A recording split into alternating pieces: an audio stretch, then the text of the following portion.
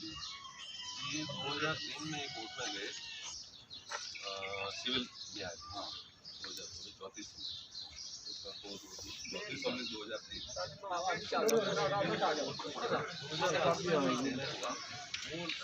परिषद के पक्ष में 2025 फिर इसकी इन्होंने अपील की सिविल जज के निर्णय के खिलाफ अपील की एडीजे या ऐसी जब जब ये साहब 7 टंक आया 8 टंक आया 3 साल का मुकदमा दे रहे हैं फिर उसमें मेडिकल राइट लिया एक्सरे सिंपल है अपराध तो प्रमाणित है अपराध तो प्रमाणित है मान लो सिंपल है 307 हटा दो उसको लेकिन चालान तो बनता ही है। अरे भाई ऑटो ठोकियो में एक रेजो को 307 बना दियो और पाउडर ठोके 300। बताइए क्या मांग है, किस मांग के तहत? देखिए, गणेश ने आत्महत्या की, आत्महत्या के कारण हैं, कारण सुसाइड नोट में लिखे हैं और उसकी पृष्ठभूमि है। पृष्ठभूमि ये है कि इसके साथ पहले जानलेवा हमला हुआ, डॉक्टरी रिपोर्ट हैं, घाव हैं, वीडियोग्राफ्स हैं और इन तमाम साक्ष्यों के बाद उसमें एफआईआर लगी है। तो हमारी मांग ये है कि इस प्रकार की एफआईआर लगाने वाले अन्वेषण अधिकारी को भी मुलजिम बनाया जाए, उसके खिलाफ भी SC एट्रोसिटी का मुकदमा दर्ज किया जाए और उसको रीओपन करके दोबारा जांच की जाए। अभी जो सुसाइड हुआ है उसमें जो नामजद एक्यूज्ड हैं उन्हें गिरफ्तार किया जाए और माननीय एडीजे कोर्ट ने एक फैसला दिया है कि ये ज़मीन निर्विवाद रूप से गणेश कुमार की है और उस पर अगर नगर पालिका ने किसी भी रूप में अगर कोई नीलामी की है तो वो प्रभाव शून्य है और नगर पालिका या उसका कोई प्रतिनिधि इस प्रकार की कोई नीलामी नहीं करें।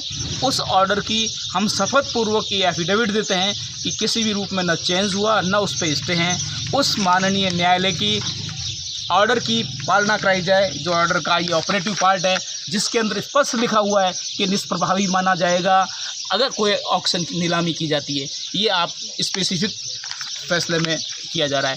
इसलिए हमारी डिमांड ये है कि न्याय की दृष्टि से हम वही डिमांड कर रहे हैं जो कानून में है, हम वही डिमांड कर रहे हैं जो लीगल है, हम वही डिमांड कर रहे हैं जो पॉसिबल है। इसलिए हम ऐसी कोई बात नहीं कर रहे हैं जो गैरवाजिब हैं, इलीगल हैं और नियमों के विरुद्ध है। तो अभी तक की जो वार्ता हुई उसमें क्या सामने आया? अभी प्रशासन और पुलिस के साथ में जो अभी हमने हमारी तरफ से एक रिप्रेजेंटेशन ज्ञापन दे दिया है कलेक्टर को। कलेक्टर साहब शायद कहीं व्यस्त होंगे, एडीएम साहब को कहा, एडीएम साहब को दे दिया है। अभी पुलिस के अधिकारी एडिशनल एसपी साहब पधारे हैं, उनसे चर्चा हो रही है। जो चीज़ आपसे मैं कह रहा हूँ वही बात उनको भी रिक्वेस्ट कर रहे हैं कि हमारी मांग को इस रूप में माना जाए। और चूँकि मैं उनका परिवार का सबसे बड़ा सदस्य हूँ, परिवार के निर्णय लेने में सक्षम हूँ, परंतु यहाँ पे सारे लोग समाज के लोग बैठे हैं। इसके बारे में जो समाज के लोग इकट्ठे हुए हैं वो समाज का निर्णय है, समाज के सामूहिक निर्णय के मुताबिक ही निर्णय लिया जाएगा। सर, अब तक की जो वार्ता हुई है उसमें क्या इन्होंने मुद्दे रखे हैं और पुलिस किस नतीजे पहुँची है? क्या गतिरोध टूटने की ओर है या नहीं? अभी इनसे हमने वार्ता भी की है परिजनों से और हमने इनसे रिक्वेस्ट की है कि क्योंकि इसमें पोस्टमार्टम जितना देर से होता है उसमें कई सारे एविडेंस खत्म होने की संभावना रहती है। तो परिजनों से हमारा निवेदन है कि बॉडी का पोस्टमार्टम हो जाए, पोस्टमार्टम होने के बाद में अनुसंधान आगे बढ़ सकता है। तो हमने इनसे रिक्वेस्ट की, इनसे वार्ता चल रही है और उम्मीद है सकारात्मक नतीजा निकले। क्या डिमांड है सर इन लोगों की? डिमांड क्या है इनकी? डिमांड में मुख्यतः नगर परिषद से संबंधित, भूखंड से संबंधित है और इनके द्वारा जो साल भर पहले मुकदमा दर्ज कराया गया था, तो इनका ये कहना है कि उस मुकदमे में एफआईआर गलत दी थी, पुलिस ने जो गलत दी है वो एक इशू है।